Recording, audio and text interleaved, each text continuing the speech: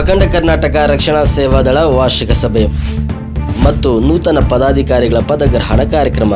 ಮಂಡ್ಯ ಜಿಲ್ಲಾ ಘಟಕ ನೂತನ ಪದಾಧಿಕಾರಿಗಳ ಕಾರ್ಯಕ್ರಮವನ್ನು ಸಂಯುಕ್ತವಾಗಿ ದೊಡ್ಡಬಳ್ಳಾಪುರ ತಾಲೂಕು ಚನ್ನಸಂದ್ರ ಗ್ರಾಮದ ಶ್ರೀ ಆಂಜನೇಯ ದೇವಸ್ಥಾನದ ಸಭಾಂಗಣದಲ್ಲಿ ಜರುಗಿತು. ಈ ಸಂದರ್ಭದಲ್ಲಿ ಬಿಜಾಪುರ ಜಿಲ್ಲೆಯ ಶಿವಲೀಲಾ, ಬಾಗಲಕೋಟೆ ಜಿಲ್ಲಾಧ್ಯಕ್ಷ ಹನುಮಪ್ಪ ಬಸಪ್ಪ, ವಿಜಯ್ ಕುಮಾರ್, ರಾಜ್ಯ ಉಸ್ತುವಾರಿ ಸೈಯದ್ ಎಜಿಯಾಜ್, ಕೋಲಾರ ಜಿಲ್ಲಾ ಉಪಾಧ್ಯಕ್ಷ ಗುರುಮೂರ್ತಿ, ರುದ್ರಪ್ಪ, ಕುಣಿಗಲ್ ತಾಲೂಕು ಅಧ್ಯಕ್ಷ ಕುಮಾರ್, ಅನೇಕ ಪದಾಧಿಕಾರಿಗಳು ಹಾಜರಿದ್ದು. ನಮಸ್ಕಾರ, ನಾನು ಶಿವರಾಜ್. ICA10 ನ್ಯೂಸ್ಗೆ ಸ್ವಾಗತ. ಇಂದಿನ ಪ್ರಮುಖ ಸುದ್ದಿಗಳು. ನಮ್ಮ ಅಖಂಡ ಕರ್ನಾಟಕ ರಕ್ಷಣಾ ಸೇವಾದಳ ನಾವು ಅಚ್ಚುಕಟ್ಟಾಗಿ ಡ್ರೆಸ್ ಮಾಡ್ಕೊಂಡು ಕೂತ್ಕೊಂಡ್ಬಿಟ್ರೆ ಆಗೋದಿಲ್ಲ.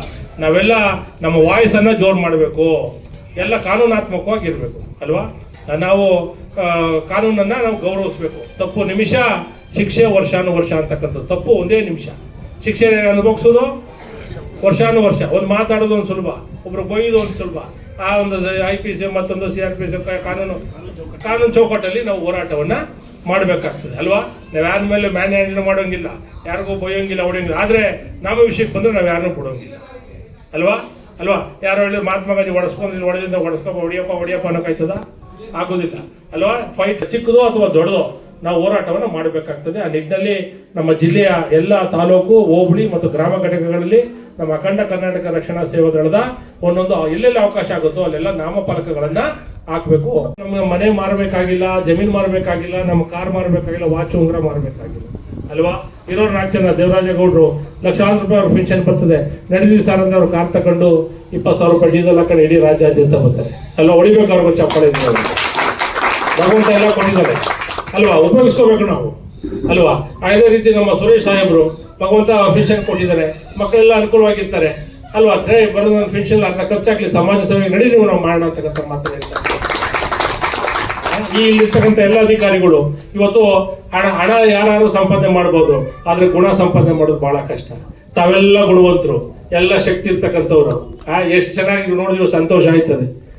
ಇವತ್ತು ಒಂದು ಸೆಷನ್ ನಡೆದಂಗೆ ನಡೀತಾ ಇದೆ ಅಧ್ಯಕ್ಷರೇ ಅಲ್ವಾ. ಲೋಕಸಭೆ ವಿಧಾನಸಭೆಯಲ್ಲಿ ಕಿತ್ತಾಡ್ತಾರೆ. ನಮ್ಮ ಎಲ್ಲ ಸದಸ್ಯರು ಎಲ್ಲ ಶಾಸಕರಿದ್ದಂಗೆ ಕೂತ್ಕೊಂಡು ನೋಡಿದ್ರೆ ಎಷ್ಟು ಗೌರವ ಅನ್ನಿಸ್ತದೆ ಅಂತಕ್ಕಂಥ ಶಾಶ್ವತವಾದ ಮತದಾರರು ಅಂತ ಹೇಳ್ತಾರೆ. ನಮ್ಮ ಮತ ನಮ್ಮ ಹಕ್ಕು ಅಂತ. ಹಾಗೆ ನಾವೇ ಶಾಶ್ವತವಾದ ಶಾಸಕರು. ತಾವೆಲ್ಲ ನಮ್ಮ ಕುಟುಂಬದ ಸದಸ್ಯರಿದ್ದಂಗೆ. ನಮ್ಮ ಸಿಂಹಾಶಿಗಳು ಚೆನ್ನಾಗಿ ಹೇಳ್ತಾರೆ. ನೀವೆಲ್ಲ ನಿಮ್ಗೇನೇ ಸಮಸ್ಯೆ ಇದ್ರು ನಮ್ಗೆ ಹೇಳಿ ವೈಯಕ್ತಿಕವಾಗಿ. ನಿಮ್ಮ ಮನೆದಿರ್ಬೋದು, ಜಮೀನ್ದಿರ್ಬೋದು. ಇವ್ರು ಹಾಗೆ ಮೊನ್ನೆ ಮಂಗಳೂರು ಹೋಗಿದ್ರು, ಯಾರು ಅಕ್ಕಪಕ್ಕ ಮನೆ ಕಿತ್ತಾಡ್ತಾರೆ ಅಂತೇಳಿ ಹೋಗಿ ಅಲ್ಲಿ ಗಲಾಟೆ ಹಾಕಿ ಇವ್ರ ಮೇಲೆ ಒಂದು FIR ಆಗೋಯ್ತು. ಆದರೂ ಅವರು ದಕ್ಕಲಿಲ್ಲ, ಇದ್ದಂಗೆ ಆಗಲಿ ಅಂತ ಅಲ್ಲಿ ಫೈಟ್ ಮಾಡಿ ಅವರು ಹಂಚ್ಕೊಳ್ಳಿಲ್ಲ. ಹಾಗೆ ನಾವು ಪ್ರತಿಯೊಂದು ಇರ್ತಕ್ಕಂಥ ಎಲ್ಲ ಸದಸ್ಯರು ನಮ್ಮ ಮನೆಯ ಸದಸ್ಯರಿದ್ದಂಗೆ. ನಮ್ಮ ಮನೆ ಯಾವುದಪ್ಪ ಅಂದ್ರೆ ಅಖಂಡ ಕರ್ನಾಟಕ ರಕ್ಷಣಾ ಸೇವಾದಳ ನಮ್ಮ ಮನೆ ಅಲ್ವಾ.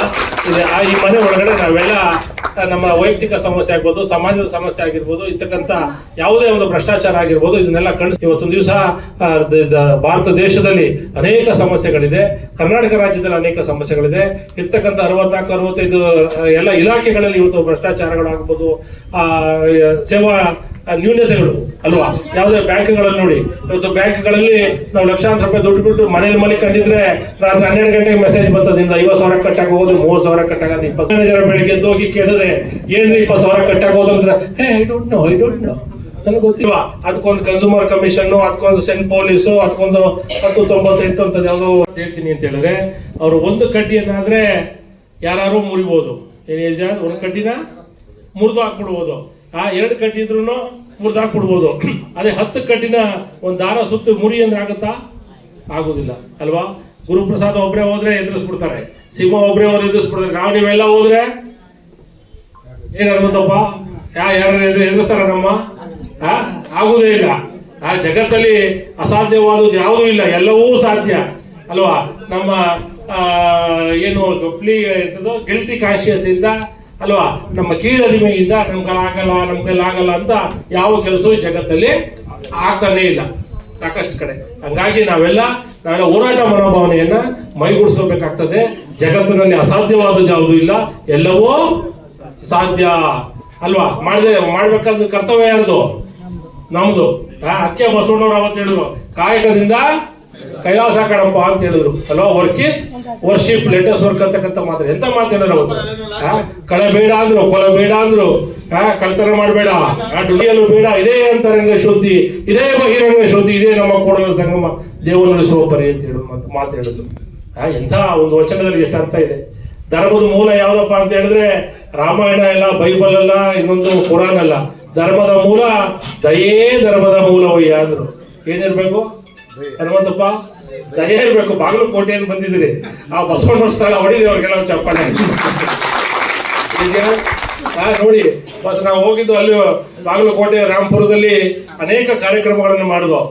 ಅನೇಕ ಕಾರ್ಯಕ್ರಮ ಅಲ್ವಾ, ಇದು ಇನ್ನೊಂದು ಮೆರವಣಿಗೆ ಎಲ್ಲ ಮಾಡಿ ಕನ್ನಡ ಪರ ಹೋರಾಟವನ್ನು ಮಾಡಿ ಸೋಮಣ್ಣ, ಏಜಿಯಾಜು ಇವರೆಲ್ಲ ಬಂದಿದ್ರು. ಬಾಗಲಕೋಟೆ, ರಾಮಪುರ, ಹುನಗುಂದ ಅಲ್ಲೆಲ್ಲ ಕನ್ನಡ ಪರ ಹೋರಾಟವನ್ನು ಮಾಡಿದ್ರು. ಯಾಕೆ ಮಾತು ಹೇಳ್ತೀನಿ ಅಂತ ಹೇಳಿದ್ರೆ, ಅನೇಕ ಶರಣರು ಬಸವಣ್ಣವರು ನೋಡಿ 12ನೇ ಶತಮಾನದಲ್ಲಿ ಲಕ್ಷಾಂತರ ಸರಳ ಕನ್ನಡದಲ್ಲಿ ವಚನಗಳನ್ನ ಬರೀತಾರೆ. ದಯವೇ ಧರ್ಮದ ಮೂಲವಯ್ಯ ಅಂತ ಹೇಳಿದ್ರು ಅಲ್ವಾ. ನುಡಿದರೆ ಮುತ್ತಿನ ಹಾರದಂತಿರಬೇಕು, ನುಡಿದರೆ ಮಾಣಿಕ್ಯದ ದೀಪ್ತಿ ಅಂತಿರಬೇಕು, ನುಡಿದರೆ ಲಿಂಗ ಮೆಚ್ಚೆ ಓದನ್ನಬೇಕು ಅಂತ ಯಾವ್ದಾರ ಒಬ್ಬ ಮನುಷ್ಯ ಮಾಡಿದ್ರೆ ನಾವು ಕನ್ವಿನ್ಸ್ ಮಾಡಕ್ ಹೋಗ್ತೀವಿ. ಯಾವ್ದಾರ ಆಫೀಸಲ್ಲಿ, ಕಚೇರಿಗಳಲ್ಲಿ ಭ್ರಷ್ಟಾಚಾರ ಮಾಡ್ತಾ ಇರ್ತಾರೆ, ಕನ್ವಿನ್ಸ್ ಅವ್ರ ಮನಸ್ಸನ್ನ ಗೆಲ್ಲುವಂತ ಕೆಲಸ ಆಗ್ಬೇಕು ಅಲ್ವಾ. ನಮ್ಮನ್ನ ನೋಡಿ ಅವ್ರು ಎದ್ದು ನಿಂತ್ಕೋಬೇಕು, ನಮ್ಮನ್ನ ಕೂತ್ಕೊಳ್ಳಿ ಸ್ವಾಮಿ ಅನ್ಬೇಕು ಅಲ್ವಾ. ಅದಕ್ಕೆ ನಾವು ಕಡ್ಡಾಯವಾಗಿ ಅಖಂಡ ಕರ್ನಾಟಕ ರಕ್ಷಣಾ ಸೇವೆಗಳ ಎಲ್ಲ ಪದಾಧಿಕಾರಿಗಳು ಕಡ್ಡಾಯವಾಗಿ ನಮ್ಮ ಶಾಲೆಗಳನ್ನ ತೆಗಿಬಾರ್ದು ಅಲ್ವಾ. ನಮ್ಗೆ ಅಖಂಡ ಕರ್ನಾಟಕ ರಕ್ಷಣಾ ಸೇವೆಗಳ ನಮ್ಮ ಐಡೆಂಟಿ ಕಾರ್ಡ್ ಆಗ್ಬೋದು, ಮತ್ತೊಂದಾಗ್ಬೋದು, ಇಡೀ ರಾಜ್ಯಾದ್ಯಂತ ಅವ್ರು ಒಬ್ಬರೇ ಇರಲಿ, ಇಬ್ಬರೇ ಇರಲಿ. ಈಗ ಹನುಮಂತಪ್ಪನವ್ರು ಮೊದಲನೇ ವರ್ಷ ಕಾರ್ಯಕ್ರಮ ಮಾಡಿದಾಗ ಕಷ್ಟ ಹುಟ್ಟುತ್ತೀವಿ. ಜೀವಿತಾವಧಿಯಲ್ಲಿ ನಮ್ಮ ವಯಸ್ಸು 50, 55, 60, 70 ಬಂದ ತಕ್ಷಣ ನಾವು ಕಾಲು ಆಗ್ಬಿಡ್ತೀವಿ, ಲಿಂಗೈಕ್ಯ ಆಗ್ಬಿಡ್ತೀವಿ ಅಲ್ವಾ. ಸರ್ವಜ್ಞರು ಒಂದ್ ಕಡೆ ಹೇಳ್ತಾರೆ, ಅವ್ರ ಕೊನೆ ಜಗತ್ತಿನ ಜ್ಞಾನಿ ಅಂತ ಹೇಳಿದ್ರೆ, ವಿಶ್ವಜ್ಞಾನಿ ಅಂತ ಹೇಳಿದ್ರೆ ಸರ್ವಜ್ಞರು ಹೇಳಿದಂಥ ಕನ್ನಡದ ವಚನಗಳು ಎಂತೆಂಥ ಮೈ ರೋಮಾಂಚನ ಆಗಬೇಕು ಅಂತ ಒಂದು ಸರ್ವಜ್ಞರವರು ಆಂಜನೇಯ ದೇವಸ್ಥಾನ ಈ ಥರ ಮಂಟಪದಲ್ಲಿ ಅವರ ವಚನಗಳನ್ನ, ಅವರ ಜೀವಿತಾವಧಿಯಲ್ಲಿ ಇರ್ತಕ್ಕಂಥ ಅನುಭವಗಳನ್ನ ಅವತ್ತು ಜನಕ್ಕೆಲ್ಲ ಹೇಳ್ಬಿಡೋರು. ನೆಕ್ಸ್ಟು ನಾನು ಹೇಳಕ್ಕಿರೋದಿಲ್ಲಪ್ಪ, ನೀವೆಲ್ಲ ಕಲೀರಿ ಅಂತೇಳಿ ಮುಂದಿನ ಊರಿಗೆ ಹೋಗೋರು. ಹಂಗೆ ಜಗತ್ತಿನ ಅನೇಕ ಭಾಗಗಳಲ್ಲಿ ಸರ್ವಜ್ಞ ಸಂಚಾರ ಮಾಡ್ತಾರೆ. ಅವ್ರ ಕೊನೆಗಳಿಗೆಲ್ಲೂ ಅವ್ರು ಒಂದು ಕಡೆ ಬರೀತಾರೆ, ನಾನು ಕಲಿಯೋದು ಬೇಕಾದಷ್ಟು.